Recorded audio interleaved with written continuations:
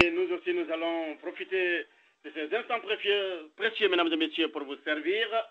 Alors, 15 heures à Washington, 20 heures à Goma, 19 heures temps universel coordonné, mesdames et messieurs. Bienvenue sur les antennes de Radio Top Africa, votre première radio numérique praticable à www.radiotopafrica.com. Alors, bienvenue encore une fois pour la 87e édition de Washington Débat. Washington Débat, 87e édition, en direct de Washington sur Radio Top Africa. Je le disais tantôt, votre première radio. Mes invités du jour, messieurs Salimou Sissé, secrétaire général du RPG Arc-en-Ciel en séjour aux États-Unis, et du côté donc de Charlotte, un homme qui n'est plus à présenter, mais il aura l'occasion de se présenter, un Africain-Américain, délégué démocrate, donc démocrate. Alors, monsieur Hervé Messa. Hervé Messa vient donc de participer avec brio à la convention du Parti démocrate ici aux États-Unis. Alors, tous les leaders politiques guinéens venus pour la convention donc du Parti démocrate seront donc dans cette édition. Si les dieux de la communication sont avec nous, monsieur Sidia Touré, qui séjourne dans la région métropolitaine de Washington, D.C., El Hadj Selou Dalen Diallo, à New York City. Alors, mon complice du jour, mesdames et messieurs, vous le savez, c'est monsieur Alpha Paps Diallo. Alpha Paps Diallo qui est donc le gérant du studio B de New York City. Il est déjà en ligne. Alors, Alpha Paps, bonsoir. Bonsoir, Georges Léonard. Très bien. Alors, mesdames et messieurs, principaux thèmes de cette édition. Quelles leçons tirez-vous de la convention du Parti démocrate américain qui vient donc de se terminer à Charlotte en Caroline du Nord? Quels enseignements tirez-vous en tant qu'Africain de cette convention pour la démocratie africaine, cas particulier de vos pays respectifs, mesdames et messieurs?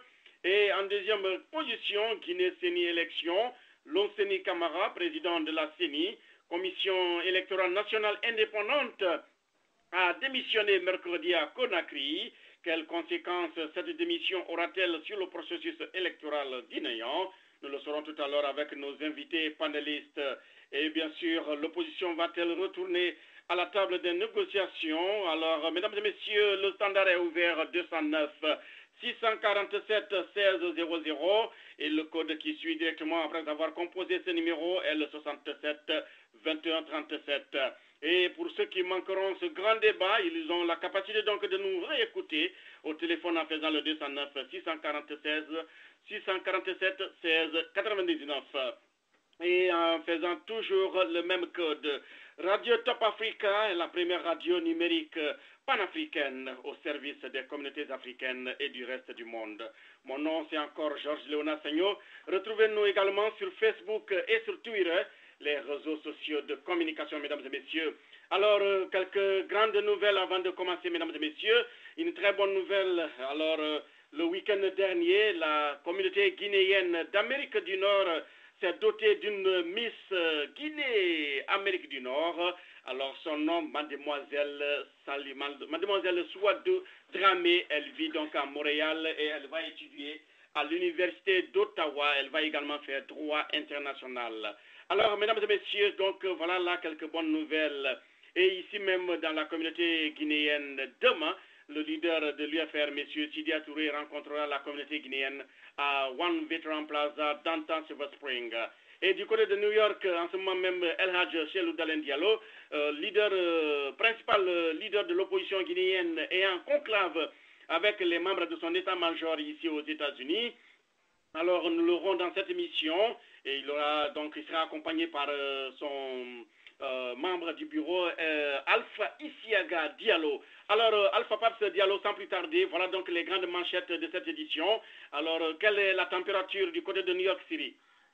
Du côté de New York City, ça va très bien, à part que nous avons eu un ouragan un peu tôt ce matin dans le quartier de Queens, qui, il faut le rappeler, se trouve sur l'île de Long Island, donc au bord un peu même en avancée sur l'océan Atlantique. Il y a eu une tornade qui a fait quelques dégâts. Heureusement, il n'y a pas eu de dégâts humains, il n'y a pas eu de blessés ou de morts, mais il y a eu beaucoup de dégâts matériels, il y a eu des inondations.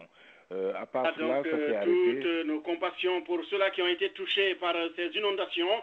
Alors, Washington Débat donc rentre en sa 87e édition, direction Charlotte. Charlotte, où nous attend notre premier invité, Monsieur Hervé Messa. Mesdames et messieurs, je vous rappelle que Hervé Messa est délégué démocrate. Il est panafricain. Il va tout à l'heure se présenter. Alors, Monsieur Hervé Messa, bienvenue sur les antennes de Radio Top Africa. Mon nom, encore une fois, c'est Georges Léonard Sagno et donc mon complice de cet après-midi s'appelle Alpha Paps Diallo, journaliste émérite qui vit dans la grande Apple à New York City. Alors, Monsieur Hervé, comme le dit l'adage, quand la chèvre est présente, on ne bêle pas à sa place, dit Amadou Ampateba, grand écrivain panafricain. Alors, voudrez-vous bien vous présenter à tous nos auditeurs et à tous ceux qui nous écoutent en ce moment même? Oui, je commencerai d'abord par vous remercier pour l'invitation, M. Sagno, et ainsi que votre collègue, M. Diallo. Je m'appelle Hervé Messa, je vis en Caroline du Nord et je suis membre du Parti démocrate et j'ai été récemment élu en tant que délégué de mon district à la convention qui vient de terminer il y a 2 jours. Très bien. J'espère que votre batterie est très bien chargée, M. Hervé, car on a quelques pertes dans le studio ici. Alors, c'est le Kabbalah. Merci donc de cette présentation. Alors, très brève. Alors, M. Hervé, vous étiez donc, vous vivez à Charlotte. Charlotte qui a abrité donc la convention du Parti démocrate ici aux États-Unis. Alors, vous diriez bien, M. Hervé, sûrement, Alpha Paps Diallo, M. Hervé va changer de téléphone pour que nous puissions bien communiquer avec lui. Alors, Alpha Paps Diallo, vous avez compris. Alors, quelle leçon pourriez-vous tirer donc un aperçu général de la convention du Parti démocrate qui vient donc de se terminer à Charlotte, en Caroline du Nord, Alpha Paps Diallo?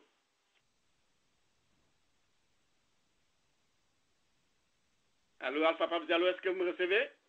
Oui, je vous reçois. Je disais donc que le débat était très bien fait à Charlotte. La température, on pouvait la mesurer même à travers la télé. Nous l'avons suivi en tout cas très attentivement et les démocrates sont venus montrer encore une fois c'est quoi la démocratie. La vraie démocratie, c'est le débat. Ce n'est pas les points, ce n'est pas la force physique, ce n'est pas les insultes, mais c'est le débat. Un débat vraiment très lucide, un débat qui donne des chiffres, qui vous donne qui vous répond aux questions, qu'est-ce que nous avons fait de positif et qu'est-ce que vous avez fait de négatif. Voilà, c'était le débat engagé entre donc les démocrates et il faut le rappeler un peu plus tôt à Tampa, il y a eu la convention des républicains, donc c'était leur réponse. Et en tout cas, la leçon à tirer pour nous Africains, c'est de voir c'est quoi la vraie démocratie. La vraie démocratie, c'est le débat et c'est l'acceptation aussi des idées de l'autre. C'est-à-dire que nous sommes c'est l'acceptation de l'idée de l'autre. Alors, nous le serons tout à l'heure avec nos panélistes qui sont très nombreux. Le temps pour nous de dire bonjour à Madame Carter qui est déjà en ligne. Madame Awasuma Caporone Carter. Alors, Monsieur Jean-Pierre Guilavogui du côté de Philadelphie et bien sûr le politologue guinéo-américain, Monsieur Chérif Nima François. Alors, mesdames et messieurs, bienvenue donc sur les antennes de Radio Top Africa. Alors, M. Hervé est de retour. M. Hervé, si vous me recevez 5 sur 5, vous avez l'antenne. Alors, quelles sont les leçons que nous pouvons tirer de la convention du Parti démocrate américain qui vient donc de se terminer à Charlotte, en Caroline du Nord, où vous résidez même? Bon, je crois que la leçon principale à tirer est que, d'abord, parlant du contexte ici américain où nous nous trouvons, c'est que, en fait, c'est une lutte pas entre deux partis ou deux personnes. À vrai dire, c'est une lutte entre deux visions. Dans le Parti démocrate, nous prenons une vision d'une société américaine où peu importe vos origines, peu importe votre nom ou vos appartenances dans la classe sociale, la société américaine, si vous êtes prêt à vous intégrer, à travailler dur, doit donner l'accès à l'opportunité à tout le monde. Contrairement à la vision du gouverneur Romney qui prend une société où c'est les chacun pour soi et en fait une société où les opportunités n'appartenaient qu'aux élites. Bon, dans le cadre ou dans le contexte africain, je crois que ce qui est important à noter, c'est l'importance du débat démocratique. En fait, en tant qu'Africain, ce qui est parfois malheureux est que cette notion de culture politique et de démocratie sont tout à fait des concepts nouveaux pour nous. Donc, c'est une occasion pour nous et espérons que mon élection pourrait inspirer d'autres Africains pour comprendre que ce pays est un pays où tout le monde a l'occasion de donner son point de vue et tout le monde a l'occasion de participer à la chose publique. Alors, Monsieur Hervé, merci. Donc, je vous rappelle, vous auditeurs et auditrices, que notre premier invité s'appelle Hervé Messa. Il est congolais d'origine, si je ne me trompe pas, Congo démocratique, donc capitale Kinshasa. Monsieur Hervé est délégué démocrate à Charlotte, en Caroline du Nord. Alors, Monsieur Hervé, dites-nous, comment êtes-vous parvenu à être membre ou délégué du Parti démocrate? En fait, il faudrait, à prime abord, être membre du parti. Et bon, nous venons de participer là à une convention nationale, mais au niveau local, nous avons aussi des conventions de district, en fait. Le système américain, chaque État est divisé en districts. C'est que souvent, en langage africain, nous appelons circonscription. C'est pour permettre, en fait, aux législateurs de diviser l'État et que l'État soit administré. Et en fait, vous devrez être choisi ou élu au niveau local parmi les membres du parti. Donc, c'est un processus d'élection. En fait, c'est vraiment de la démocratie pure, où vos pairs dans le parti devront vous choisir en tant que représentant de la base à la Convention nationale. Alors, comment est-ce que vous avez été piqué par le virus, si j'ose m'exprimer ainsi, le virus du Parti démocrate? Quelles sont les raisons profondes, M. Hervé? Bon, d'une manière générale, en tant qu'immigrant, cette vision du rêve américain qui doit être à la portée de tous est une vision qui nous arrange, nous, immigrants. Parce que, bon, quand nous observons un peu la sphère politique américaine, toutes les communautés qui viennent ici, à la fin de compte, s'intègrent. Et les Africains, d'une manière générale, nous sommes un peu à l'arrière-plan et nous avons décidé de ce fait de faire dorénavant partie du débat politique. Et le Parti démocrate, en fait, est le parti avec la plateforme qui permet cette intégration le plus ou moins facile. Voilà. Donc, Alpha Paps Diallo, une question pour notre invité. Oui, merci Georges Léonard et merci beaucoup d'être venu, Monsieur Messa, à notre invitation.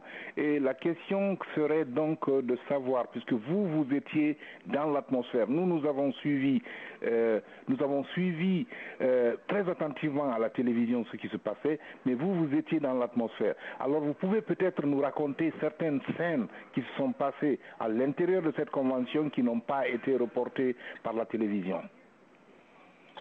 Bon, je n'ai pas malheureusement encore suivi à la télé, donc je ne sais pas vous dire exactement les scènes qui n'ont pas été reportées. Mais du moins, si je dois vous décrire un peu l'atmosphère dans la convention, en tout cas, la première chose qui m'a frappé, c'était que par rapport à nos amis de Tampa, par exemple, la délégation du parti à travers tout le pays représentait vraiment la diversité qui existe dans la société américaine. Donc, il y avait blanc, jaune, noir, immigrants de surcroît. Et c'était la première chose qui m'a frappé. La deuxième chose était que, en fait, il y a eu beaucoup de speeches, des très bons speeches.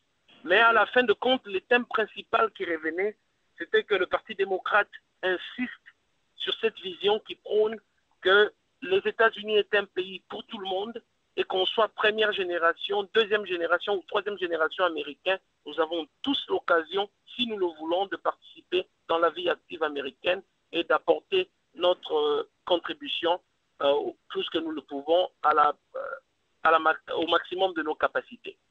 Donc, ce sont les deux choses principales que j'ai retenues de la convention. Une deuxième question, Monsieur Messa, très rapidement. Nous avons vu à la télévision que lors de la convention de Tampa, c'est-à-dire la convention des Républicains, tout le monde était habillé de façon différente. C'est-à-dire que tout le monde était habillé en corbeau, le costume noir et la cravate étaient de rigueur, alors que pendant la convention des démocrates, il y avait des tenues diverses, des tenues nationales. Nous avons vu des Arabes, nous avons vu des Sikhs, nous avons vu même des habitants des îles Samoa ou des Hawaïens que nous n'avons pas vus dans la convention des Républicains.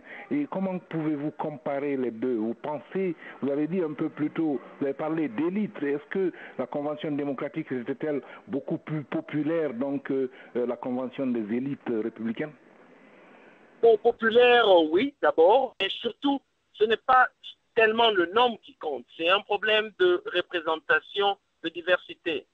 Écoutez, mon cher Diallo, entre nous, moi je suis africain d'origine, né en Afrique, venu ici en 2002, devenu américain seulement l'année passée, et je suis déjà délégué dans le Parti démocrate.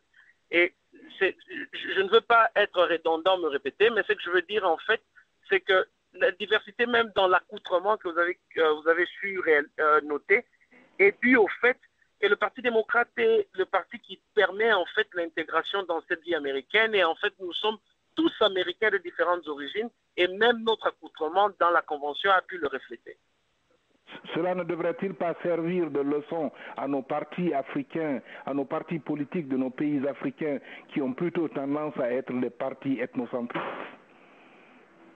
Absolument, absolument. Cela devrait servir de leçon, mais bon, il faudra aussi donner du temps, c'est-à-dire la notion de démocratie est un long parcours, c'est quelque chose qu'il faudra apprendre, et nous espérons que nos frères africains tirent des leçons, parce qu'en fait, il ne faudra pas réinventer la roue. Il y a certaines choses qui ont déjà été faites, et comme vous le dites, je suis complètement de votre avis, il est grand temps en fait que les Africains en général, que nous changeons de cap et que nous changeons de façon de réfléchir. Merci. Georges Léonard. Oui, Alpha Pape Diallo, merci à tous ceux qui nous écoutent. Un bonjour à M. Kabal Amin, et j'espère qu'il est entouré de son leader, M. Sidia Touré, le président, leader de l'UFR, alors qui est en séjour actuellement à Washington. Alors, mesdames et messieurs, nous continuons notre émission. Washington débat donc la 87e édition. Notre premier invité, M. Hervé Messa. Hervé Messa est délégué démocrate de la Caroline du Nord. Il était à Charlotte, où il vit actuellement. Alors, M. Hervé est congolais d'origine. Le temps pour nous de dire bonjour à tous ceux qui nous écoutent du côté des quatre coins du Congo, notamment nos auditeurs de Goma, de Bukavu, de Beni, où notre radio partenaire est Beni Télé Soleil. Mesdames et messieurs, vous êtes donc très nombreux sur le standard. Hervé Messa, quels enseignements africains pouvons-nous tirer de cette convention démocrate pour l'Afrique, j'allais dire? Bon, je commencerai par parler un peu d'abord de la diaspora, mais avant que je ne le fasse, je vis à Greensboro, pas à Charlotte. Greensboro est à peu près, c'est une ville à 1 heure de Charlotte. C'est la 3e ville en Caroline du Nord, en fait, en termes de dimension. Très bien. Très rapidement sur votre question, c'est-à-dire que, bon, ici aux États-Unis, la population africaine est en train de s'agrandir. Et il y en a même nombreux d'entre nous qui sont en train, en fait, d'être naturalisés en tant que citoyens américains. Et ceci est en quelque sorte une occasion que je saisis pour lancer un appel à tous nos frères, surtout qui ont le pouvoir de vote, de comprendre que nous ne sommes pas venus ici dans ce pays, en fait, pour rester immigrants éternellement. Nous ne sommes pas obligés de jouer le rôle de citoyens de seconde zone éternellement. Nous sommes américains, mais africains de souche. Nous avons le pouvoir de vote et nous devons nous réunir derrière certains idéaux, et nous devons trouver une plateforme, dans mon cas, c'est le Parti démocrate, où nous pouvons articuler ces idéaux et pour que notre voix aussi soit entendue. Donc c'est vraiment un appel que je lance à nos frères. Mes coordonnées, je crois que vous allez les passer. Je suis ouvert et disposé à n'importe quelle idée.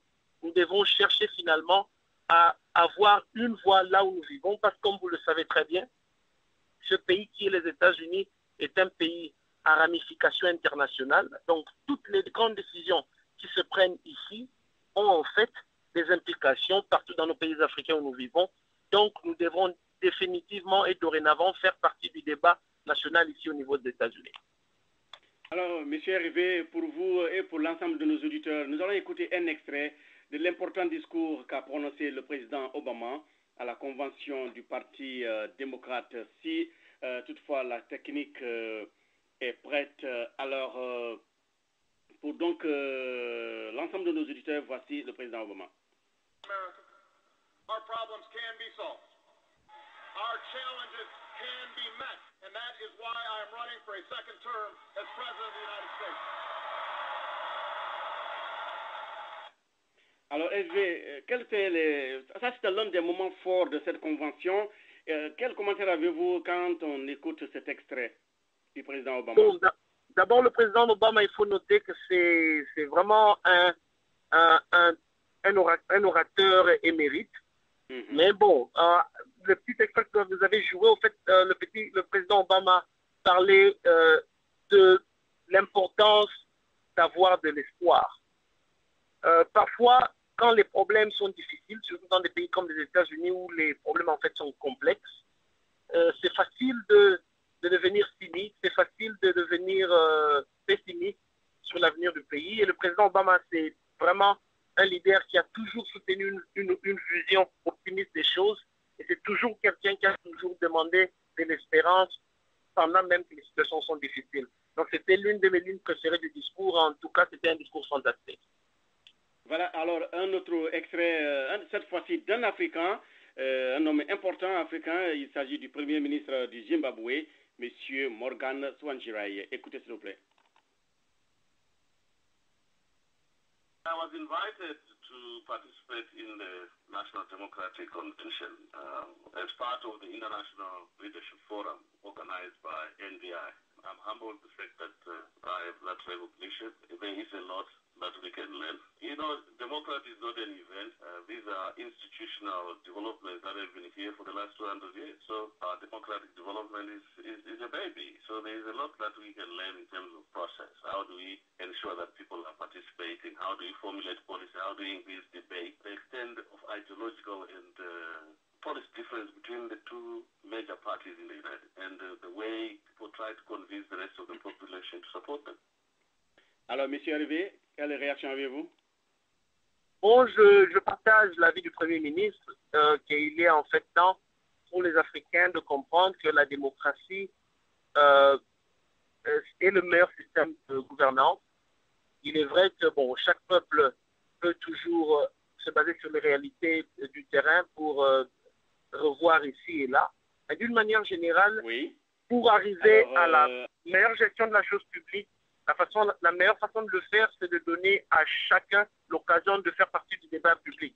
Et d'ailleurs, étant africain de la diaspora, je lancerai un autre message d'ailleurs au gouvernement africain d'une manière générale. Il est en fait grand temps, même que cette diaspora aussi commence à jouer un grand rôle dans ce qui se passe chez nous dans le continent, parce qu'au fait, nous avons des expériences, nous avons appris ici que nous pouvons toujours contribuer dans nos pays respectifs. Très bien, M. Hervé. Alors, nous allons donner l'honneur aux femmes. Madame Awa Kaporo Carter est en ligne. Elle est journaliste d'origine guinéenne. Elle vit à Washington. Alors, Madame Awa Kaporo, si vous me recevez, avez-vous une question pour notre invité? Allô, Madame Carter? Apparemment, Madame Carter préfère n'est pas à côté. Nous allons essayer de prendre un politologue panafricain d'origine guinéenne qui vit à Washington. Alors, Monsieur Nima Cherif François, vous êtes politologue guinéo-américain, vous vivez à Washington et vous avez observé de très loin comme nous à travers les médias cette convention des démocrates. Avez-vous une question pour notre délégué, pour notre invité? Allô, Chérif Nima François? Oui, Chérif Nima François, si vous me recevez, vous avez l'antenne pour poser votre question à notre invité. Apparemment, Alpha Paps Diallo, donc, oui, on me dit que Chérif est en ligne. Alors, Chérif Nima François, est-ce que vous me recevez? Alors, petit souci à son niveau. Alpha Paps Diallo, si vous me recevez, quelle autre question avez-vous pour notre invité? Non, Georges, vous me recevez, je suis... Ah oui, voilà, je vous reçois 5 sur 5. Alors, je disais que nous avons notre premier invité, M. Hervé Messa. Il est congolais de la République démocratique, donc. Alors, capitale Kinshasa, il vit à Greensboro. Il est délégué démocrate. Il est américain. Il est devenu américain l'année passée. Toutes nos félicitations, M. Hervé. Alors, une question à notre invité, Chérif Nima François. Oui, naturellement, ma question à notre invité... lui, il a été invité en tant tout au moins, il est délégué, il a été délégué au parti, il est délégué démocrate à la convention. Et quelle est son impression par rapport à la présence des Africains à la dernière convention des Républicains? Bon, je n'ai pas été à la convention des Républicains. Je ne pourrais pas vous répondre là-dessus. Je pourrais plutôt vous parler de quelques Africains que j'ai pu rencontrer à la convention du Parti démocrate. Et là, à part moi-même, il y a aussi un confrère qui est du Parti démocrate togolais d'origine, qui s'appelle Credo Amouzavic, qui est en fait candidat parlementaire, congressman dans le langage américain, dans le Tennessee. Donc, toutes ces preuves démontrent qu'en fait, le Parti démocrate représente le mieux la société américaine où n'importe qui a l'occasion de participer dans la chose publique. Et il est en fait grand temps pour nous les Africains de nous réunir et de soutenir les candidats qui peuvent aider en quelque sorte même déjà nos pays respectifs d'où nous venons. Voilà, M. Hervé, avant qu'on ne vous lâche car vous êtes très pris, un dernier extrait, cette fois-ci du président Clinton à la Convention. Their number one priority was not to put America back to work. It was to put the president out of work. If you want a winner-take-all, you're on your own society, you should support the Republican ticket. But if you want a country of shared opportunities and shared responsibility, we're all in this together society, you should vote for Barack Obama and Joe Biden. Voilà, Hervé, quelle réaction? Le président Clinton a en fait réaffirmé ce que j'ai dit tantôt. Les républicains, avec M. Romney, comme porte-étendard de leur parti, soutiennent en fait une vision où la société doit être pleine d'individualisme. C'est une société où c'est le chacun pour soi. C'est une société où ça serait difficile pour immigrants congolais comme de surcroît de participer dans le débat national. Et en fait, le président Clinton était en train de créer un contraste très clair entre cette vision de voir les choses et la vision du Parti démocrate, qui est celle que le rêve américain est la raison pour laquelle les immigrants viennent dans ces pays, et qu'il faudrait que nous ayons une société où, peu importe son origine, si on travaille dur et on est responsable, on est capable d'accéder à la sphère américaine la plus haute. D'ailleurs, déjà l'élection du président Obama en est une preuve. Ce n'est pas quelqu'un qui est venu d'une famille patricienne ou quelqu'un qui est venu des milieux élites où ils avaient eu l'occasion. Il s'est imposé par son savoir-faire, par son éducation. Et en fait, c'est cette vision-là que le Parti démocrate prône. Voilà, un détour rapidement du côté de Philadelphie, l'ancienne première capitale des États-Unis. Philadelphie où nous attend M. Jean-Pierre Guilavogui, panéliste de renom à Radio Top Africa. Alors, M. Guilavogui, si vous me recevez 5 sur 5, vous avez l'antenne pour poser votre question à notre invité, M. Hervé Messa. Merci, Georges. Bonsoir, M. Hervé. Bonsoir. Moi, je suis vraiment impressionné et je vous en remercie de votre input sur le panel puisque vous nous avez donné l'espoir, nous qui venons d'arriver des États-Unis, provenant de l'Afrique. À vous entendre parler et après avoir passé quelques années aux États-Unis, quelles leçons tirez-vous comparativement à ta chère patrie, le Congo, que actuellement, moi personnellement, je suis de ceux-là qui suit la politique congolaise. Quelle est la leçon que vous tirez, quel est le conseil que vous avez à l'encontre du gouvernement actuel? Qu'est-ce que vous devez leur dire et qu'est-ce que vous proposerez à ceux qu'ils prennent comme exemple? Pour donc résoudre l'éternelle crise à l'est du Congo, M. Hervé, mais ça, vous savez, le Congo, c'est le grand marigot d'Afrique, je l'appelle ainsi. Alors, si le Congo est enrhumé, c'est tout le monde qui éternue tout autour. Alors, le Congo stabilisé, c'est toute l'Afrique qui gagne. Mais aujourd'hui, le Congo est en train de faire la guerre à l'est contre des rebelles. Alors, vous qui êtes aujourd'hui un espoir pour l'Afrique, pour les jeunes Africains, surtout les immigrants africains, quels conseils pratiques avez-vous pour l'ensemble du continent, je le disais tantôt, surtout pour notre cher pays, le Congo? Bon, la situation en effet que vit le Congo dans l'est du pays est une situation complexe. Je ne suis pas tellement là prêt à parler de ça, mais moi, ce qui est le plus important, selon moi, serait de comprendre que d'abord, les États-Unis, ici où nous vivons, est un pays immigrant. Il y a Il y en a ceux d'entre nous qui sont là depuis 4 générations, 3, 2, et il y en a aussi ceux d'entre nous qui viennent d'arriver. Néanmoins, ma petite observation en tant qu'Africain immigrant est que les immigrants africains, nous restons dans l'arrière-plan presque dans tous les secteurs de la vie. Quand nous venons ici aux États-Unis, d'abord nous avons des difficultés pour nous intégrer et surtout en ce qui s'agit d'intégration politique, nous sommes en tout cas pas encore efficaces comme il se doit. S'il y a un conseil à donner, ce serait de comprendre que, en fait, je réalise que nous venons de pays où nous n'avons parfois pas eu l'occasion de voter, ou même quand nous avons voté, le vote n'a pas une grande portée ou une grande importance. Mais nous sommes dans ces pays et qu'en tant qu'Africains, Américains vivant ici, il y a moyen de s'organiser et de devenir une force politique ici où nous sommes d'abord. Et les États-Unis étant un pays à ramification internationale, une fois que nous nous sommes imposés ici politiquement, il y a moyen de résoudre tous ces petits conflits qui existent chez nous déjà en Afrique. Donc s'il y a un conseil, d'une manière générale, c'est ce que je dirais. Voilà donc, mesdames et messieurs, notre invité du jour, M. Hervé Messa. Hervé Messa qui donne des conseils aux Africains. C'est vrai, quand les Africains des États-Unis et de partout ailleurs s'entendent, ils peuvent développer leur pays. Alors, M. Hervé, le temps pour nous de vous dire merci.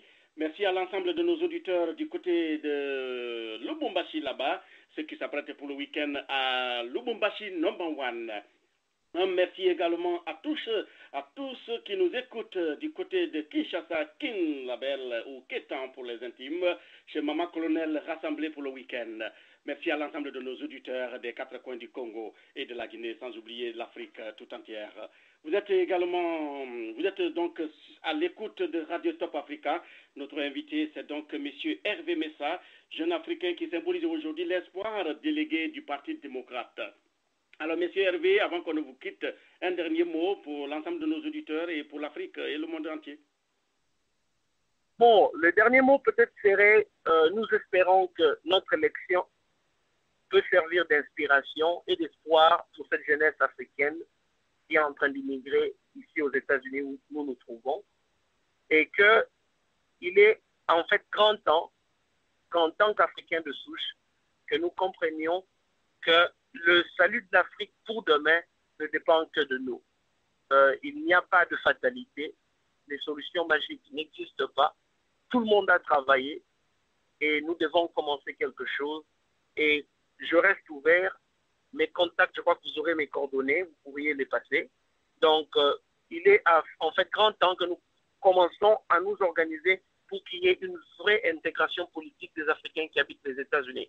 Et je vous remercierai aussi, vous, M. Sagno, et votre confrère, M. Diallo, pour l'invitation. Et j'espère que dans l'avenir, nous avons l'occasion d'avoir ces débats plus régulièrement, comme ça nous avons l'occasion d'échanger. Et merci pour l'invitation. Merci, M. Messa. Et en tout cas, merci, M. Messa. Et en tout cas, nous vous attendons sur ce panel. Il y a beaucoup de choses à discuter et il y a beaucoup de choses sur lesquelles nous aurons besoin de votre point de vue. Encore une fois, c'est moi qui vous remercie. Le plaisir a été le mien. Voilà donc, M. Hervé Messa était notre invité et c'est avec plaisir que nous avons eu donc ce grand homme symbole de l'Afrique et de la diaspora africaine, Alpha Paps Diallo. Donc le débat va se poursuivre. Nous allons donc faire un détour du côté de Maryland où nous pratiquons depuis un certain moment M. Kabalamine. Kabalamine, si vous recevez, vous avez l'antenne pour vos commentaires sur ce qui vient de se passer à Charlotte. Bon, bonjour M. Sagno, bonjour à tous mes frères et à toutes nos sœurs qui sont en ce moment à l'écoute. Je pense que l'intervention de M. comment il s'appelle, M. Hervé Messa. Monsieur Bessa, hein? Oui, Messa Hervé Messa. Oui, M. Messa était quelqu'un de très poignant, quelqu'un qui fait la fierté de tout un ensemble. À travers lui, il est à considérer que l'espoir est permis. Son exemple est un exemple qui doit être suivi. Remarquez, M. Sagno, quelqu'un qui vient d'arriver, ça fait quelques peut-être une petite décennie. 10 ans. Oui, justement. Une petite décennie et déjà qui a ce parcours. Je pense qu'il y a lieu pour nous, Africains, de ne pas nous rétracter quant au devoir. Il y a toujours à aller vers les autres, à chercher à comprendre et surtout à donner l'exemple pour que notre pays, non seulement, mais notre continent, alors reste ces entités qui apprennent et dans le bon sens. Donc, je pense que c'était un débat vivant. Voilà quelqu'un qu'il faut garder, qu'il faut amener dans nos communautés pour que leur exemple soit enrichissant au plan général. Et je pense que cela n'aura que des effets positifs sur chacun de nous, M. Sagnon.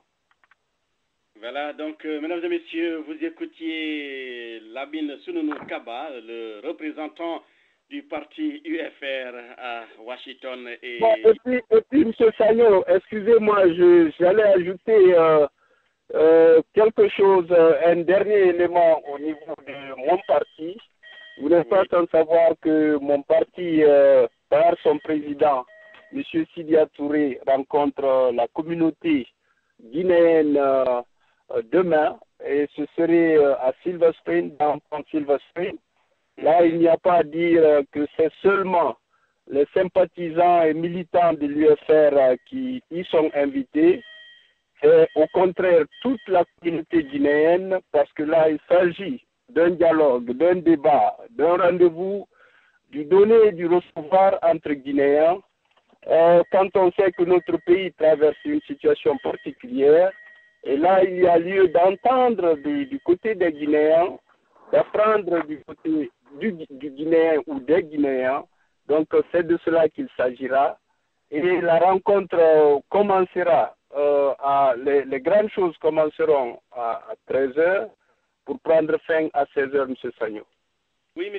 Kaba, avant que je ne vous lâche, justement, est-ce que pourriez-nous avoir la permission de parler, d'avoir au moins une minute de votre président, du leader de l'UFM, M. Sidia Touré, qui séjourne en ce moment même à Washington? Bon, justement, j'avais tenté ça fait peut-être une vingtaine de minutes, mais il s'avère qu'il n'est pas seul, il est avec un groupe, ce qui ne serait pas la meilleure option pour ce genre d'échange. Oui. Mais je peux penser que ce n'est que partie remise quand on sait que demain, après la rencontre, il aura à s'exprimer avec pratiquement toute la presse radio par synchronisation, dont vous par excellence. Donc, ou du moins si pendant que vos antennes sont toujours ouvertes, oui. Je pourrais tenter encore voir s'il y a un petit espace de son côté pour qu'il s'exprime à ses frères, à ses sœurs qui seraient à l'écoute en ce moment. S'il vous plaît. Alors, Monsieur Kaba, je sais que vous êtes très pris en ce moment même. Avant que vous ne partiez, quelle réaction avez-vous face à la démission de Lousseni Camara? Monsieur Lousseni Camara, je vous rappelle, mesdames et messieurs, fidèles auditeurs et auditrices, qu'il était plutôt le président de la Commission électorale nationale indépendante en République de Guinée. Alors, il a démissionné. Quelle réaction, quel enseignement et quelle est la suite du combat, Monsieur Kaba? Georges, permettez-moi de vous interrompre. Un rectificatif, Georges Léonard. Il a démissionné, c'est vrai, il y a quelques jours, mais encore hier, après la rencontre avec la CEDEAO, il a déclaré à la presse qu'il ne démissionnait pas et qu'il ne démissionnerait jamais. Donc, voilà les dernières informations que mon complice de tous les jours, Alpha Paps Diallo, voilà pourquoi nous sommes nombreux. Alors, quelle réaction avez-vous tout de même, Monsieur Kaba?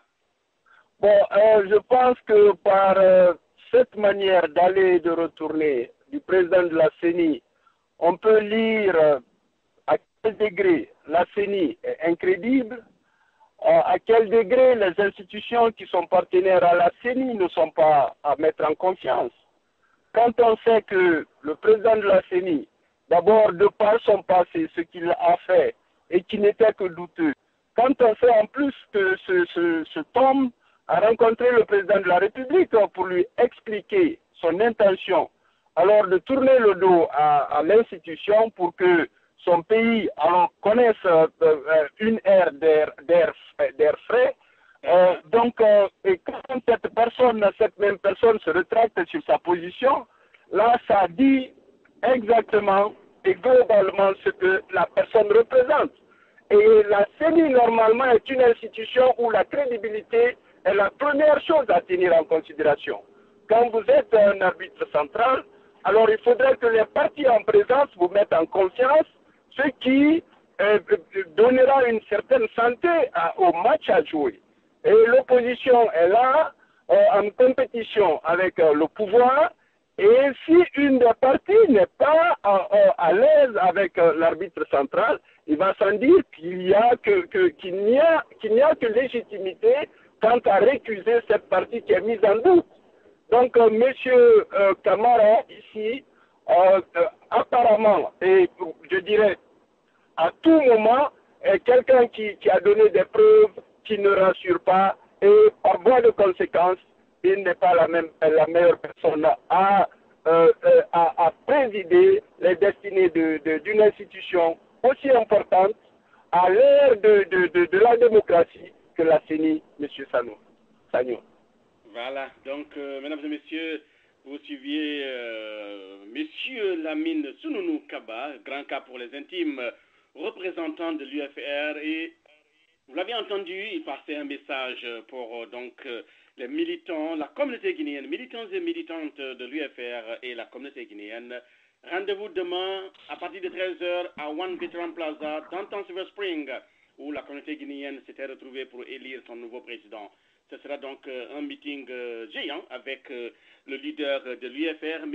Sidia Touré, auquel nous disons bonjour et welcome to Washington.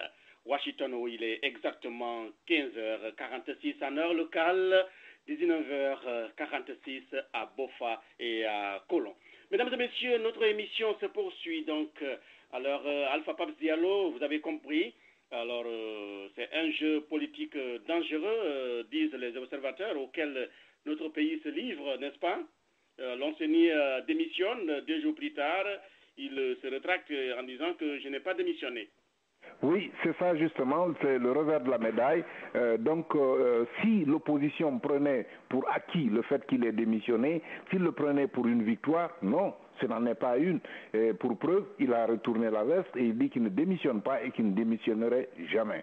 Mais de toute façon, ces jours sont comptés parce que logiquement, au mois d'octobre, je ne sais plus c'est quelle date exacte, mais au mois d'octobre expirent les 5 années de la CENI, donc la CENI est à recomposer de toute façon. Sa date expire. Voyez-vous, donc de toute façon, il doit quitter. Et maintenant, c'est à savoir si on le ramènera ou si on ne le ramènera pas. Là, la question se pose. Mais pour le moment, avec toutes les démissions que nous avons connues, Georges Léonard, et de la part de la CENI, et au niveau du CNT, et au niveau même du gouvernement où certains ministres ont démissionné, nous risquons de nous retrouver, ou sinon même nous nous retrouvons déjà devant une impasse politique. Et comment donc mener à bien ces élections tant attendues avant la fin de l'année, comme l'a promis le président de la République, mais comment compte-t-il faire ça s'il n'a même pas une CENI? Voilà la question. Et je ne sais pas donc, Alpha Diallo, pour vous et pour l'ensemble de nos auditeurs, quelques extraits, je m'avais voulu quelques extraits de cette déclaration de M. Lanseni Camara qui induit la presse en erreur après avoir démissionné. Et il revient à la charge pour dire que je n'ai pas démissionné. Alors, la Guinée se livre-t-elle à un jeu politique dangereux? Nous le saurons tout à l'heure avec nos panélistes qui sont déjà très nombreux. Nos amis de l'Alliance Arc-en-Ciel sont déjà sur nos antennes, auxquels nous disons bonjour. Et nous attendons toujours du côté de New York City, El Hadj Selou Dalen Diallo, qui est en ce moment même en conclave avec les membres du bureau fédéral de l'UFDG. Alors, Alpha Paps Diallo, comme vous le savez, la tension monte et nos auditeurs s'impatientent. Donc, quelques extraits. Voici donc la déclaration de M. Lanseni Camara. Mesdames et messieurs, je viens d'être reçu par le président de la République, le professeur Alpha Condé. Je suis venu lui faire part d'une décision patriotique qui s'est imposée à moi. En effet, depuis quelques mois, des leaders politiques refusant de jouer le jeu démocratique et d'adhérer au processus électoral en vue des prochaines élections législatives prennent pour prétexte ma présence à la présidence de la CENI, une CENI à la tête de laquelle j'ai été porté à l'issue d'une élection claire qui s'est déroulée en présence de tous ses membres. Je ne puis accepter que ma présence à la présidence de la CENI hypothèque l'organisation des législatives. Au nom des valeurs éthiques et des principes que je défends, j'ai choisi l'intérêt supérieur de la nation, l'intérêt de la Guinée. Ma modeste personne ainsi que ma fonction ne sauraient être un enjeu politique national. C'est pourquoi, en mon âme et conscience, j'ai décidé de saisir ma centrale syndicale pour qu'elle désigne un autre membre à ma place dans la nouvelle CENI. Je viens d'en informer Monsieur le Président de la République.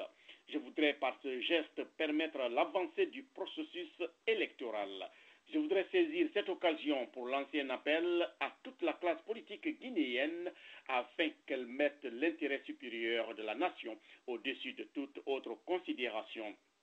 Il est impératif, poursuit-il, pour tous d'avancer vers ces élections législatives tant attendues par notre peuple et tant souhaitées par la communauté internationale.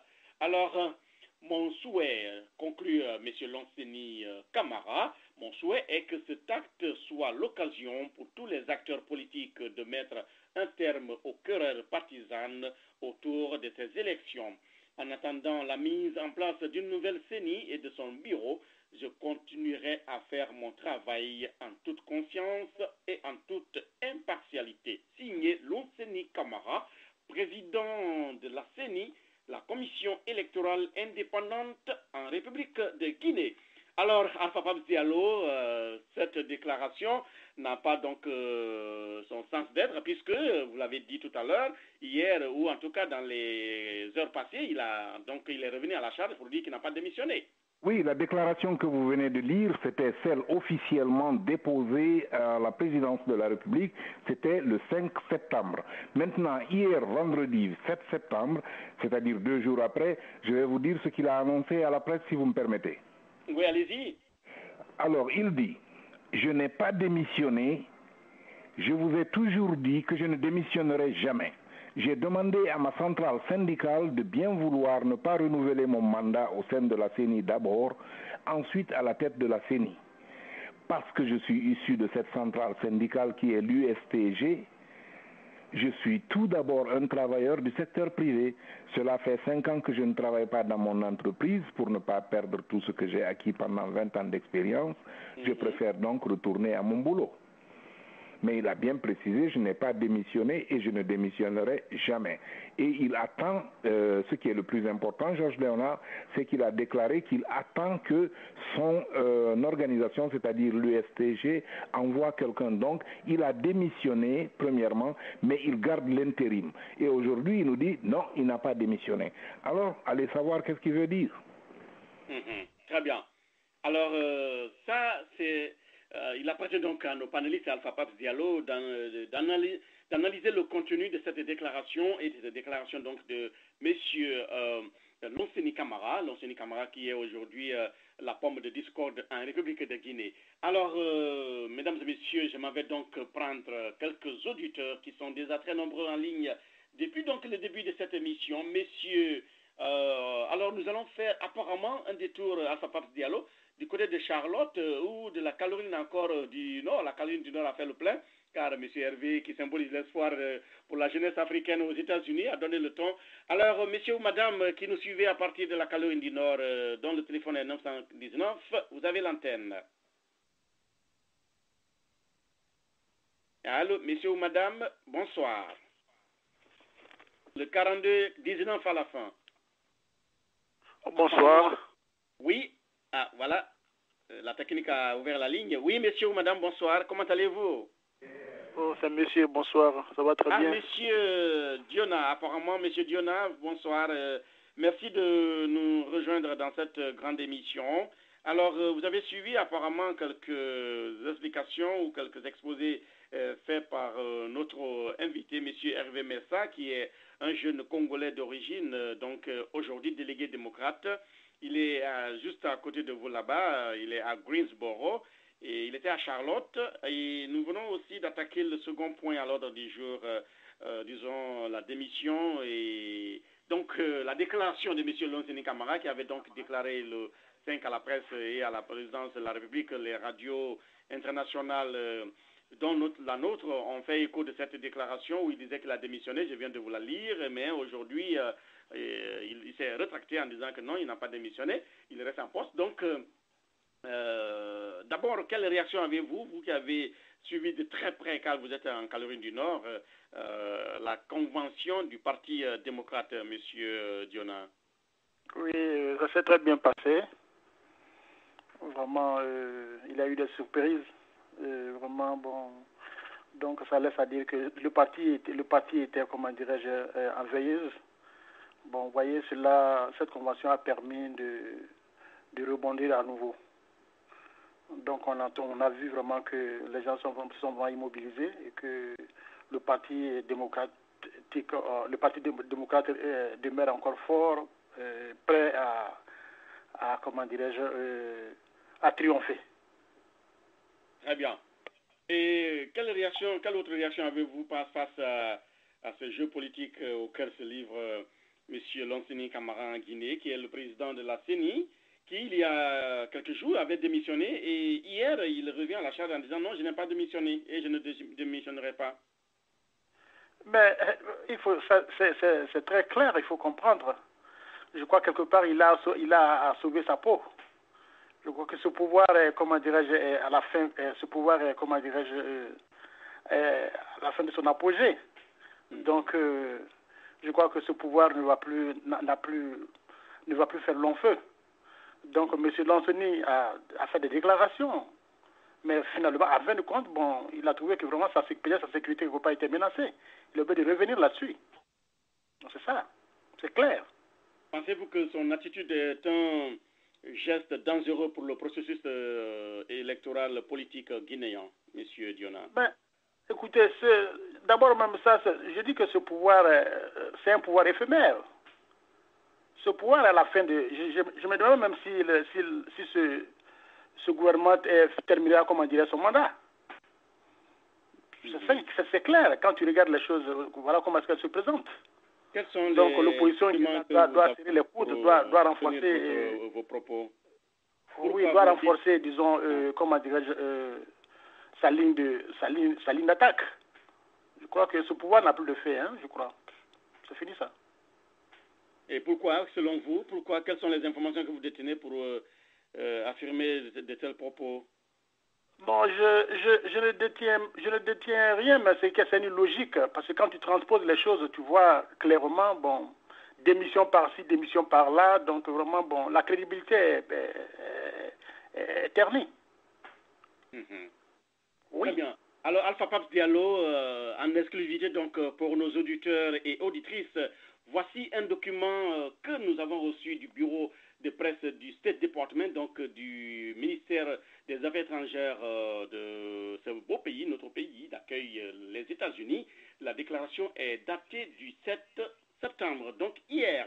Alors, ils informent, il y a donc ce qu'ils appellent travel warning pour la Guinée. Alors, la Guinée, aujourd'hui, donc, il y a des informations sur que les Américains possèdent et donc ils alertent, voilà, ils alertent les voyageurs, les Américains qui veulent voyager en Guinée. Je vous lis quelques extraits de cette importante déclaration. Septembre, alors, United States Department of State, Bureau of Consular Affairs, Washington, D.C., blablabla. Alors, septembre 7, 2012, the Department of State warns U.S. citizens of the risk of travel to Guinea because the political situation there remains unpredictable. This replaces the travel warning of November 4th to update information on the political situation and accompanying security issues. Alors, Alpha Paps Diallo, il vient donc de dire que tous ceux qui veulent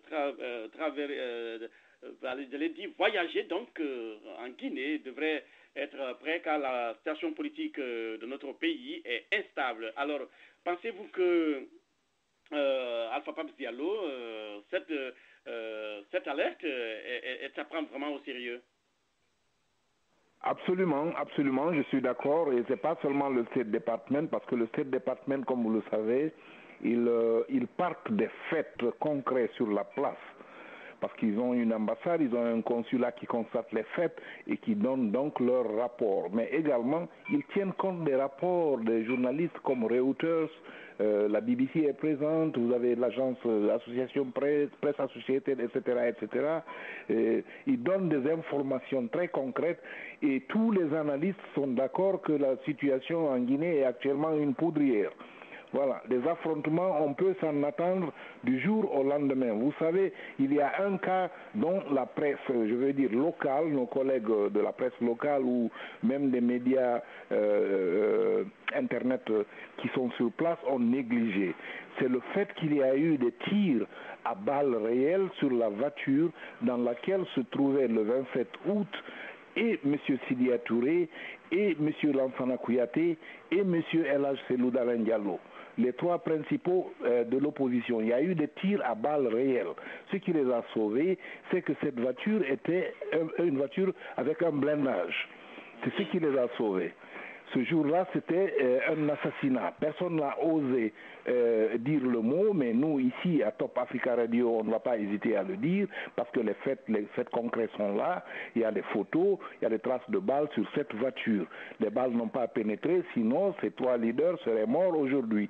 Mais personne n'ose en parler. Alors, vu que l'ambassade des États-Unis a constaté les faits, c'est pourquoi ils nous disent ça. Et donc, pour une prochaine manifestation qui est prévue, il y a 2 manifestations d'ailleurs qui sont prévues, qui sait comment ça va se terminer? Voilà le gros point d'interrogation. C'est pourquoi ils avertissent déjà nos concitoyens américains de ne pas voyager, de ne pas aller, ou alors de faire très attention de voyager à leur risque et péril. Parce que la Guinée est sur une poudrière. Le risque de confrontation est très élevé. Il ne faut pas hésiter à le dire. Certains vont penser que nous exagérons, mais c'est comme ça que ça commence. Oui, voilà, donc je voudrais juste, Alpha Pape Diallo, vous voyez ce que vous dites extrêmement important, mais comme vous le savez, comme toujours, la Guinée ne communique pas, le pouvoir en place ne communique pas, et quand les leaders politiques justement ont dit, je me rappelle de la déclaration de M.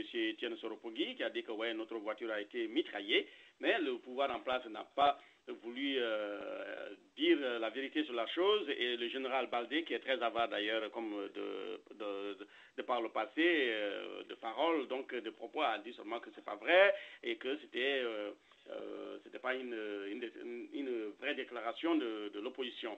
Et certains dans le quartier où il y a eu cet incident, certains voisinages n'ont pas voulu confirmer ou infirmer cette information. Et comme vous le savez toujours, Alpha Pape Diallo, chers auditeurs et auditrices, quand il y a des situations pareilles, la police dira toujours que oui, on a tiré des gaz lacrymogènes.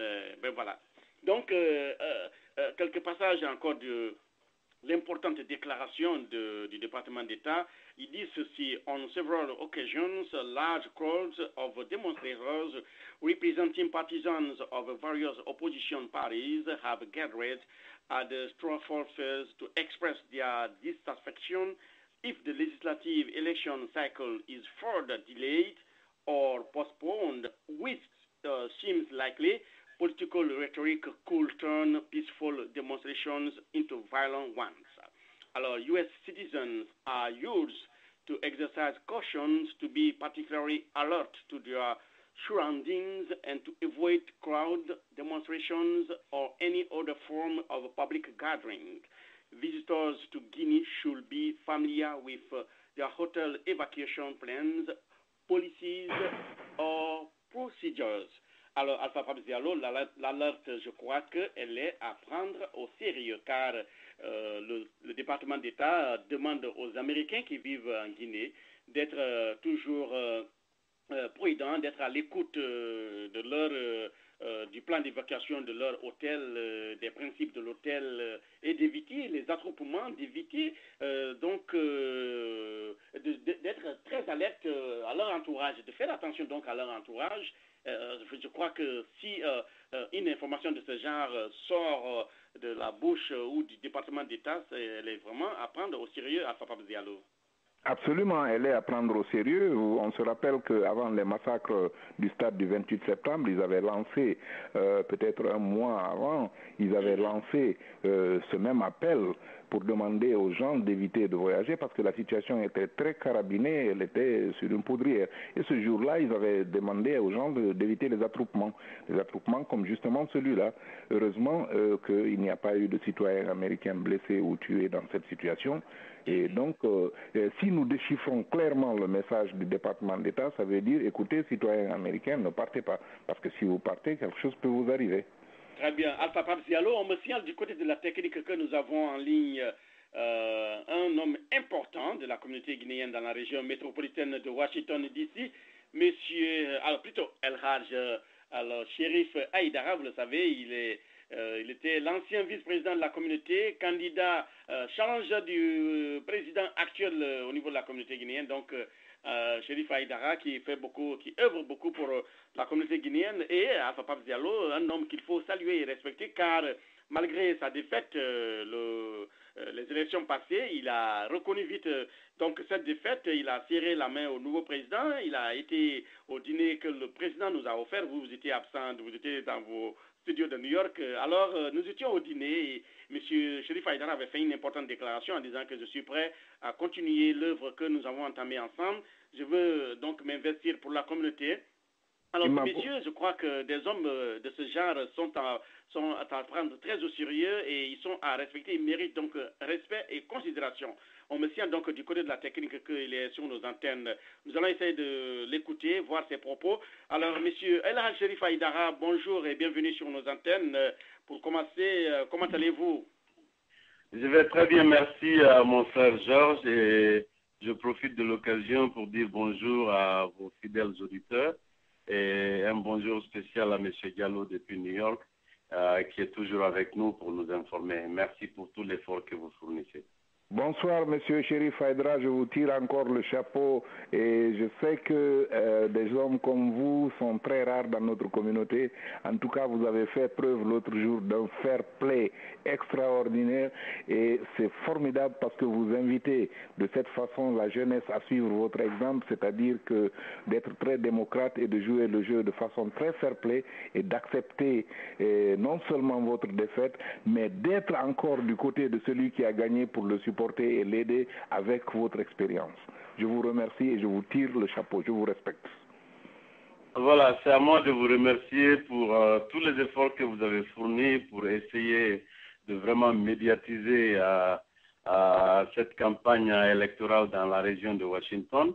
Et notre souhait était que ça serve d'exemple pour nos frères dans les autres États, pourquoi pas dans les autres pays et pourquoi même pas en Guinée. Je crois que demain, nous aurons le plaisir de recevoir M. Sidia Touré dans la communauté guinéenne ici.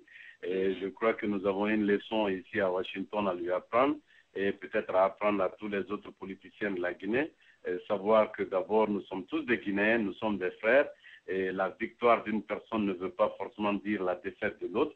Et que si la Guinée nous est tous aussi chère, nous devons tous nous mettre ensemble pour... que le pays vraiment sorte de cette léthargie qu'elle traverse depuis son indépendance. Donc, pour ce qui concerne la communauté guinéenne ici, vous serez d'accord avec moi que j'étais dans la course avec un frère à moi, un Guinéen et un frère, et quelqu'un qui avait vraiment la volonté aussi, et qui a toujours la volonté, d'œuvrer pour l'épanouissement de cette communauté. Et si telles étaient les raisons qui m'animaient, je crois que je n'avais pas d'autre choix que de vraiment l'épauler, afin qu'il mène à bien sa mission. Donc, comme je l'ai dit pendant les différents débats, c'est ce que je vais faire et depuis un moment, nous sommes en continuelle communication et nous parlons toujours. Et je crois que les choses vont bientôt très vite aller et les autres États vont se servir de notre exemple et nous serons là pour les épauler à chaque fois que cela est nécessaire. Donc, nous sommes à la disposition de la communauté guinéenne et de la région de Washington. et de tous les États-Unis. Donc, ils peuvent se servir de notre exemple. On leur donnera les conseils qu'il faut. Et je suis parfaitement en parfait amour avec le nouveau bureau. Et vraiment, les choses se passent très, très bien. Et là, je m'en félicite et je félicite aussi le nouveau président élu parce qu'il a fallu lui aussi sa grandeur d'esprit pour pouvoir vraiment bien accueillir la main tendue que je lui ai déjà apportée. Formidable. Très bien. Alors, El Haj Cherif Haïdara, nous sommes américains, nous vivons aux États-Unis et nous avons suivi la convention les conventions plutôt des deux partis. La semaine dernière, vous étiez encore sur nos antennes où on avait consacré une émission sur la convention du parti républicain dont les lampions s'étaient éteints la semaine dernière là-bas à Tampa, en Floride. Alors, où nous avions eu une invitée, Mme Solange Gonda du Congo. Et aujourd'hui, nous tirons leçon justement de la convention des démocrates dont le rideau est tombé avant-hier à Charlotte, en Caroline du Nord, à quelques 3 à 4 heures de Washington. Et vous qui êtes américain, qui suivez de très près ces conventions, alors quels enseignements politiques tirez-vous pour la communauté africaine, surtout la nôtre guinéenne? Voilà, bon, je vous informe d'ores et déjà que je suis démocrate. Et donc, ne croyez pas que je fais parti pris ici, mais en toute sincérité, la convention des démocrates s'est très bien passée à Charlotte. Et nous avons suivi avec l'intérêt les différents conférenciers qui sont passés. Et on a bien vu le président Bill Clinton qui est venu vraiment parler des exploits de Barack Obama. Et nous avons aussi eu l'opportunité de suivre le président Obama lui-même. Et je crois que le rêve est toujours permis. Et il a commencé un boulot qui n'est pas encore achevé. Et si nous lui donnons encore notre confiance ces 4 prochaines années, je crois que l'Amérique va sortir du gros trou dans lequel il était vraiment plongé. Il faut se rassurer que c'est sous le mandat des républicains que nous avons connu cette crise financière sans pareil, avec les 2 guerres, notamment celle de l'Irak et de l'Afghanistan, et beaucoup d'autres problèmes ont suivi après. Donc il n'est pas facile de sortir le pays d'un seul coup de tous ces maux en 4 ans. Et je crois qu'il a posé vraiment des jalons très très importants et le chemin qui reste à faire n'est pas aussi difficile ou aussi long. Et je crois que les 2 prochaines années seront très déterminantes pour la sortie totale de ce pays dans la crise économique et même sociale dans laquelle le pays se trouvait. Donc j'invite tous nos frères africains et guinéens qui sont à l'écoute de sortir et massivement voter pour le candidat démocrate parce que nous croyons à 100% qu'avec lui, non seulement le pays va encore redémarrer, et vraiment je crois que les relations avec les autres pays africains vont aller de bon train. Là, j'ai une question. Georges Léonard, vous me permettez? Oui, allez-y, Alpha Diallo. Monsieur Cherif Haïdara, vous venez de déclarer que vous êtes démocrate. Ok, sans parti pris maintenant, comment pouvez-vous m'expliquer pourquoi nous avons besoin de voter démocrate? Pourquoi pensez-vous que les démocrates peuvent faire quelque chose pour redémarrer les choses en Afrique pour nos frères africains et aussi ici pour nous, Américains qui vivons ici aux États-Unis? Pourquoi pensez-vous que les républicains ne peuvent pas faire la même chose? Bon, vous partez d'abord sur leur philosophie de base, le fait simplement que les démocrates s'emploient beaucoup plus à aider la classe moyenne à devenir solide ou à vraiment persévérer et aider aussi assez de pauvres à sortir de la pauvreté. Ça, c'est un facteur très important. Prenons aussi le fait que Obama aujourd'hui a une expérience de 4 années de gestion de ce pays. Et dans la situation que ce pays se trouve aujourd'hui, je ne pense pas que nous avons besoin d'un homme d'affaires qui a vraiment fait beaucoup d'affaires dans ce pays, dont la compagnie a été l'une des compagnies les plus puissantes à exporter le boulot en dehors des États-Unis pour d'autres pays. Et donc, nous avons besoin de ramener réellement ce boulot encore aux États-Unis, créer de l'emploi et continuer la croissance que Obama a pu faire connaître au pays les 2 dernières années. Ça, c'est un premier facteur. En ce qui concerne, je veux dire, les relations avec les autres pays africains, je crois que nous devrons, nous, les pays africains, faire assez de lobby, aller vers ce gouvernement pour essayer de les pousser à vraiment être beaucoup plus impliqués dans les relations multi- et bilatérales avec les différents pays africains. Si nous asseyons et attendons que ce soit les États-Unis qui viennent vers nous, souvent ils sont vraiment sollicités par beaucoup d'autres pays. Je crois que nous aussi, nous devons comprendre que on ne peut pas continuellement attendre, nous devons passer à l'offensive, essayer de faire appel à ce gouvernement pour qu'ils voient ce qu'ils peuvent faire avec nous aux États-Unis, en Afrique. Aujourd'hui, vous voyez l'offensive de la Chine sur tout le continent africain, dans tous les pays aujourd'hui. La Chine ne fait que venir. Il va falloir que les hommes politiques africains, les grands hommes d'affaires africains, essayent aussi de faire appel à l'expertise et au savoir-faire américain dans les différents pays. Donc cela dépend beaucoup plus de nous et je crois que si nous leur tendons la main, je ne pense pas qu'ils vont nous laisser tomber. Alors, monsieur, une dernière question, Georges Léonard, si vous me permettez. Une dernière question, Georges. Le guinéen Chérif Nima François qui nous suit attentivement. Alors, vous l'avez dit, vous invitez le public à voter massivement pour le Parti démocrate aux élections prochaines. Et Alpha Paps l'a dit, qu'est-ce qui ferait de vous ou de votre parti vraiment le parti qu'il faut choisir? Parce que si je jette un regard sur le passé, nous rappelons que c'est vrai, le cas particulier de l'Afrique, quand même, les républicains ont beaucoup fait pour l'Afrique. Au temps du président Bush, pendant ses 2 mandats, il y a eu des fonds alloués, donc 15 millions de dollars, je crois, ou milliards de dollars pour lutter contre le paludisme en Afrique, le sida. Et il y a eu le Millennium Challenge Account, auquel beaucoup de pays africains sont éligibles, dont le nôtre, la Guinée, et donc cela permet à ces pays-là qui appliquent un peu la démocratie d'être éligibles à ce programme. Il y a aussi l'AGOA, auquel notre pays est aussi apte. La Guinée, à moins que le pouvoir actuel me dise le contraire, la Guinée n'est pas admise au Millennium Challenge Account. Elle est plutôt admise, elle a plutôt été acceptée pour l'AGOA. Voilà, une précision importante, Alpha Pass Diallo, je pense que les informations sont bonnes. Donc, le Millennium Challenge Account, c'est pour la démocratie. Le Sénégal a bénéficié de ce programme, le Bénin et tant d'autres, l'Afrique du Sud, donc. Alors, mais actuellement, selon certains observateurs, le premier mandat du président Obama n'a pas été un mandat pour l'Afrique. C'est vrai qu'il est président américain, mais il n'a pas beaucoup fait pour l'Afrique, étant lui-même d'origine africaine, monsieur El Hadj Chérif Aïdara. Comment expliquez-vous ce paradoxe?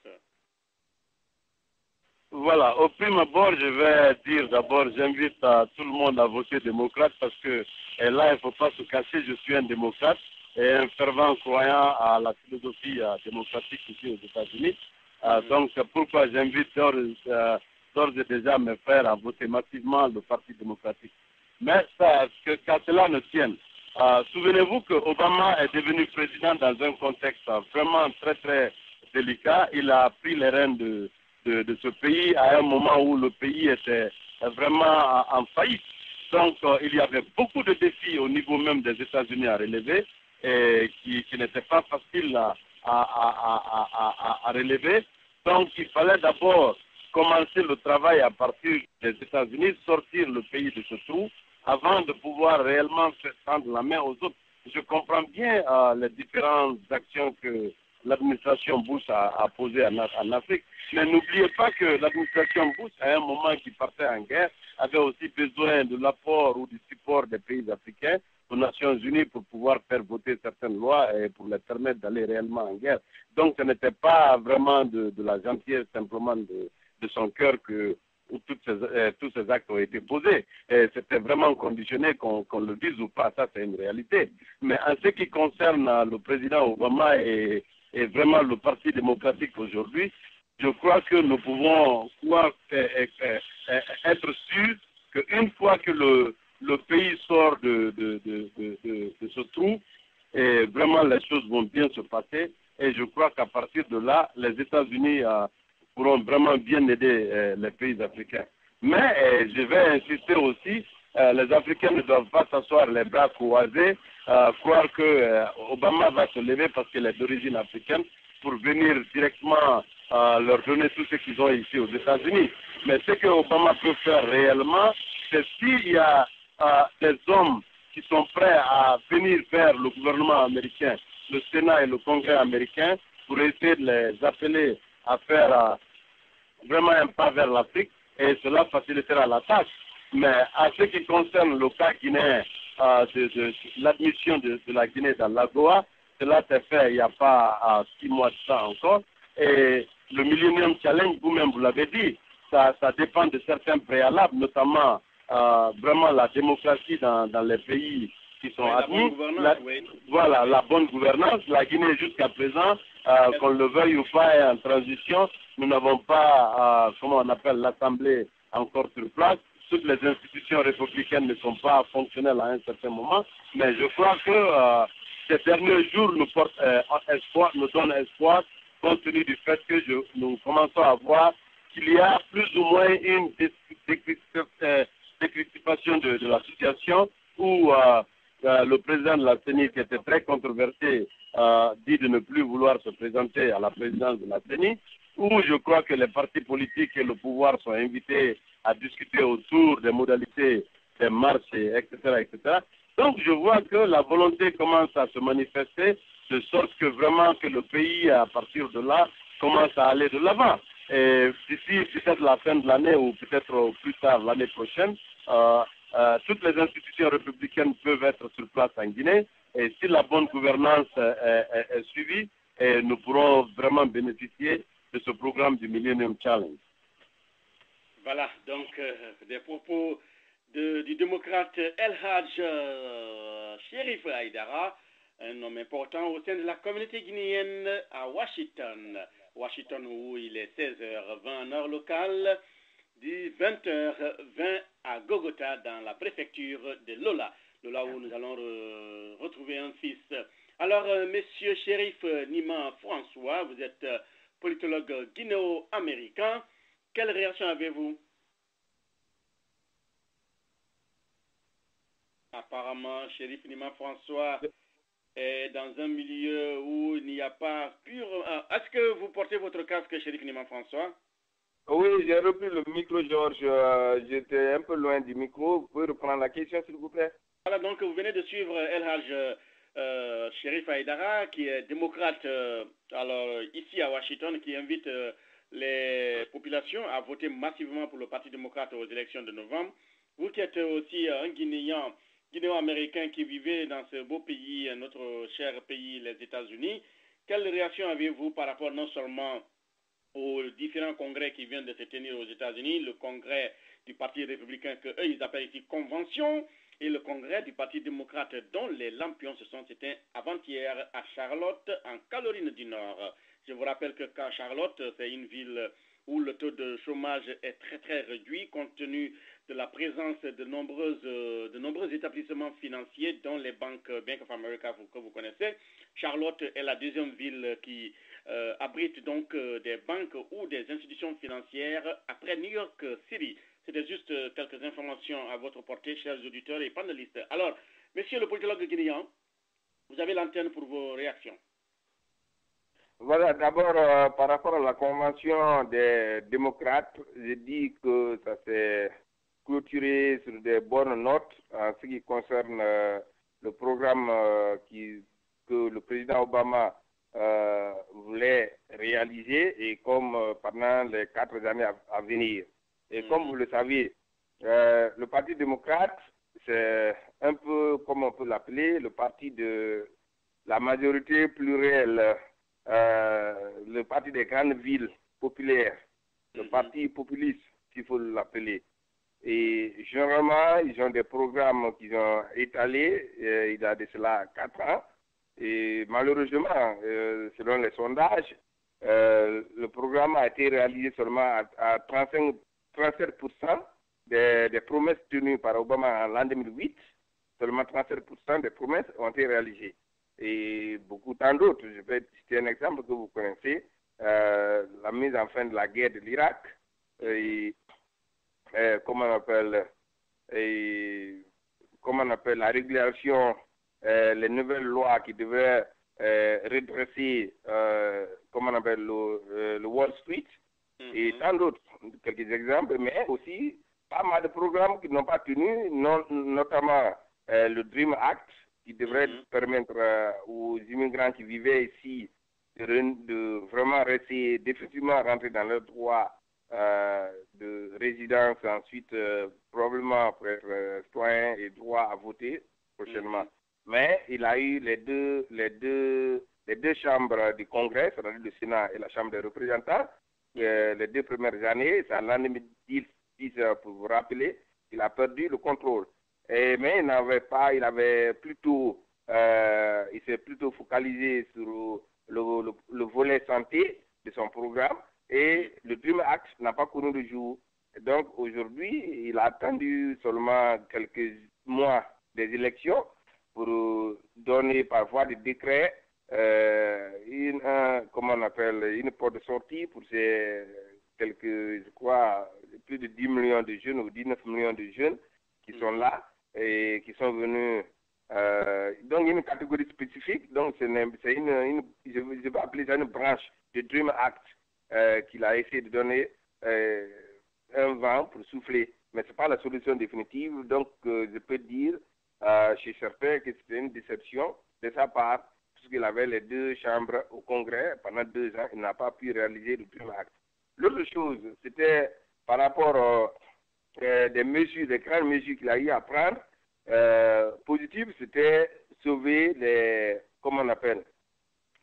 l'industrie automobile, dont le GM et tant d'autres à Michigan, et qui a permis au moins de donner un vent pour souffler à ces industries, mais que l'État offrait de nous autres qui payons les taxes. Et l'autre grand dossier qui n'a pas pu régler aussi, c'est au niveau de Cuba, Guantanamo qui devrait fermer, mais qui n'a pas pu malheureusement fermer.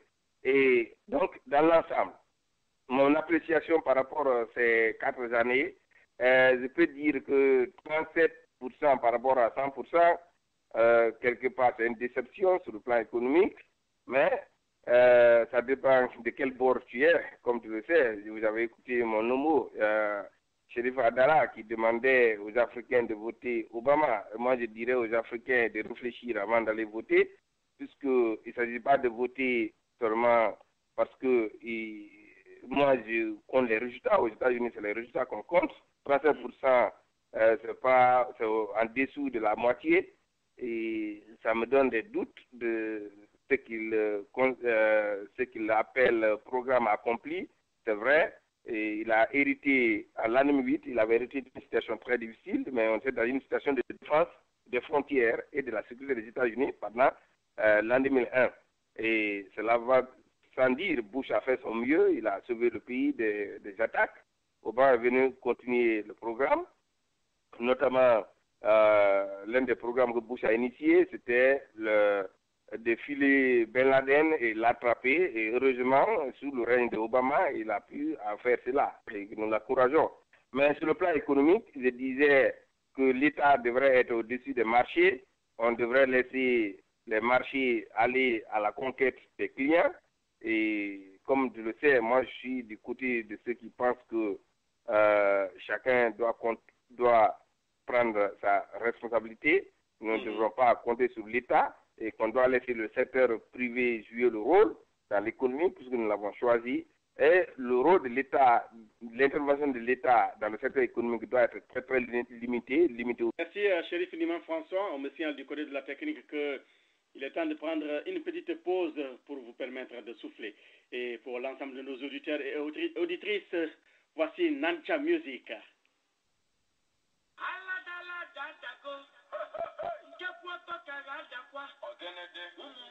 Je vous informe que l'ambassade de Guinée à Washington organise de grandioses festivités pour le 2 octobre. Voilà, c'est parti. Toutes les informations seront sur notre site internet www.radio Top Africa.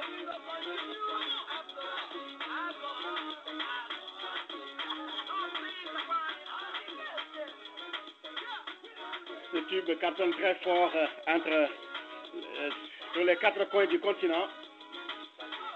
Le temps pour nous de dire bonjour à tous ceux qui nous écoutent du côté des 4 régions naturelles de Guinée, nos auditeurs et auditrices de Mamou, Popodara, Pita, notre ville, Labé, Afia, Djukunkun, Nandia Music, exclusivité Radio Top Africa. Et oui, bonjour à Dr Germain Bémin, président de la diaspora forestière. Merci à vous.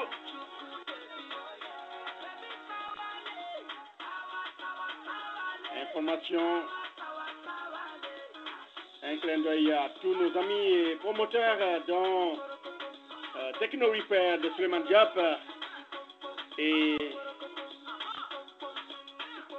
sa compagnie de transport maritime de René Diona et Alpha Barry à Baltimore. Sans oublier nos amis de T-Mark. Bonjour à vous, merci de nous pratiquer. Radio Top Africa au cœur de l'événement.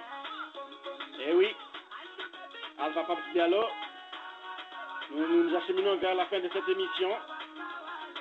Les dernières notes.